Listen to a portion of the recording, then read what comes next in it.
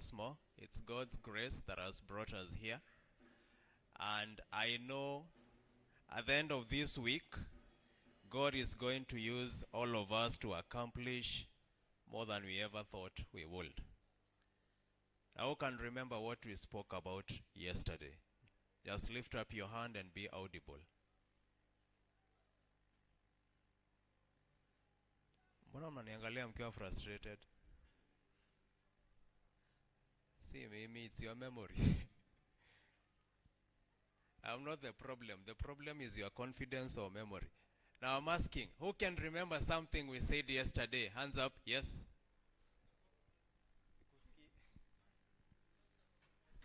Yeah, one of the things we spoke about was money. Another person? Yes? Very true. I love that phrase. Another person? One more? Yes? Yes, our education is not ours. Actually, we are just stewards. And God would have given this chance to another person.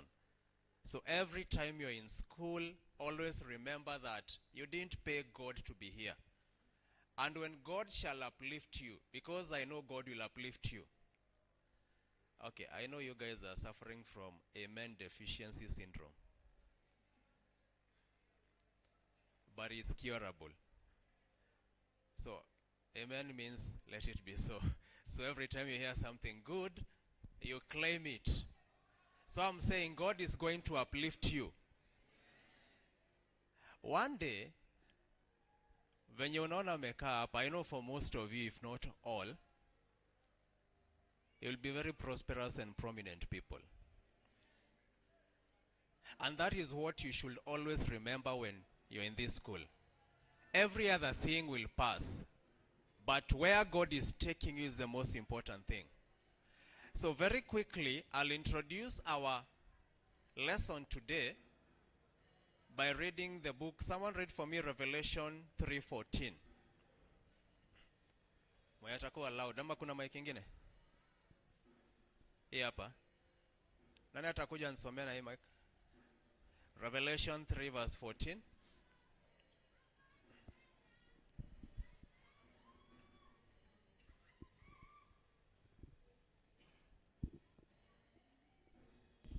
Okay, 3 verse 14 of Revelation says,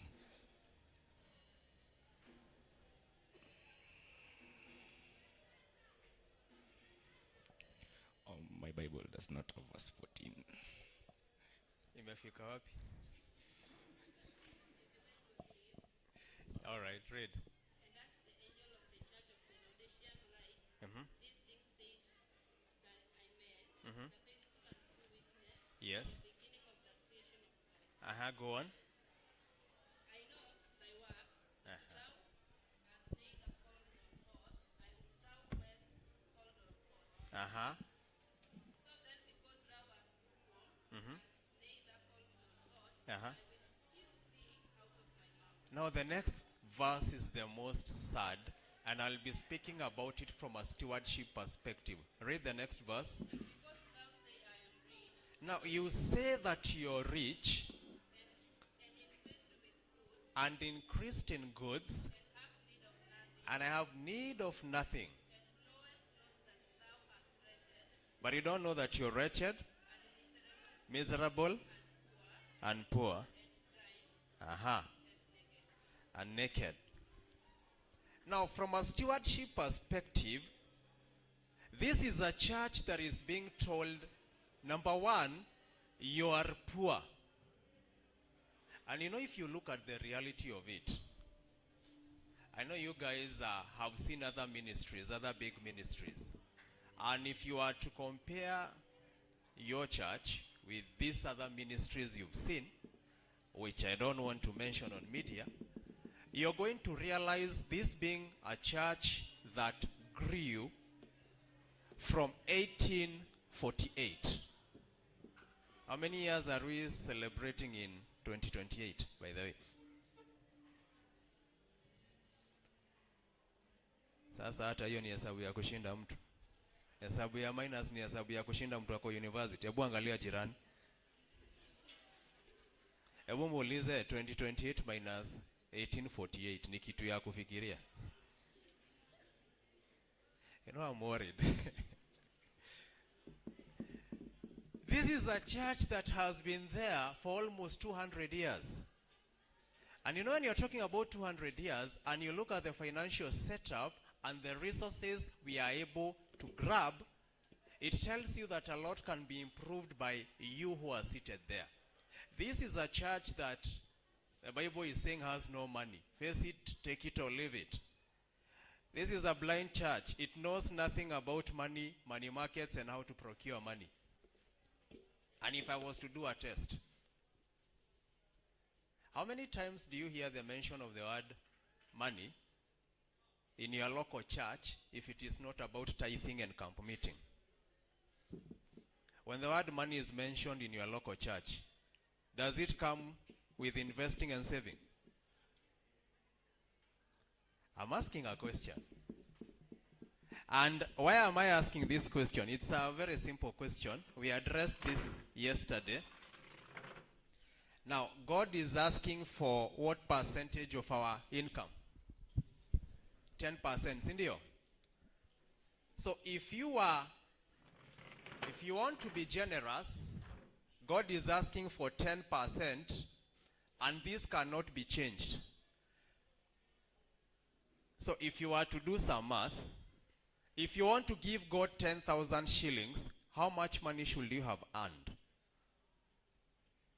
100,000, isn't it? So let's do some math here. Kama nataka kutoa tithe ama offering, because Mungu amesema 10%. In as much as we say offering is KENYATTA, reality is God has asked for 10% as a standard that can be measured. So if I want to give God 10,000, I need to have earned 100,000. Now, let me show you the model that is used by other churches. This is what they tell their members. The best way to grow God's work and to work for God is to always increase whatever is giving the 10%. So they pray for their members' businesses, they pray for their members' careers so that they can be promoted, so that they can go abroad, because they know you can never change this because God has made this a constant. So what's available to change is what you are earning. Now look at the paradox of it. When we are building our churches, unapata mtu analipwa 10K, lakini kwa mchango ametoa 30K. Sasa unajua ni kudanganya Mungu, because that's as if God is under receivership and he needs donations. Now you come to think of it.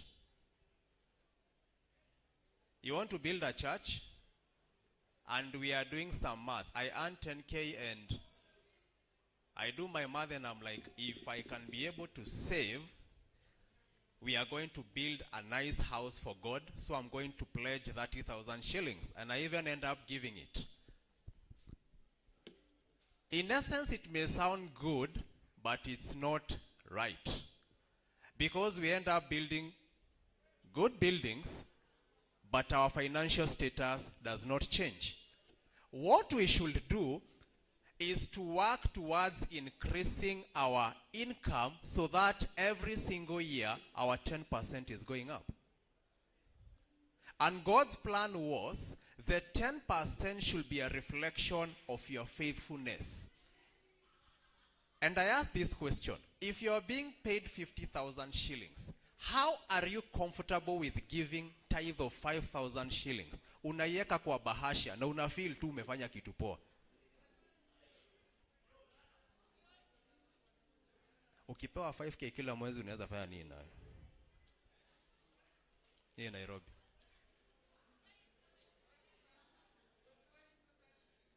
You know, if you were to be honest, a serious Adventist should aim to earn nothing less than 500,000 per month.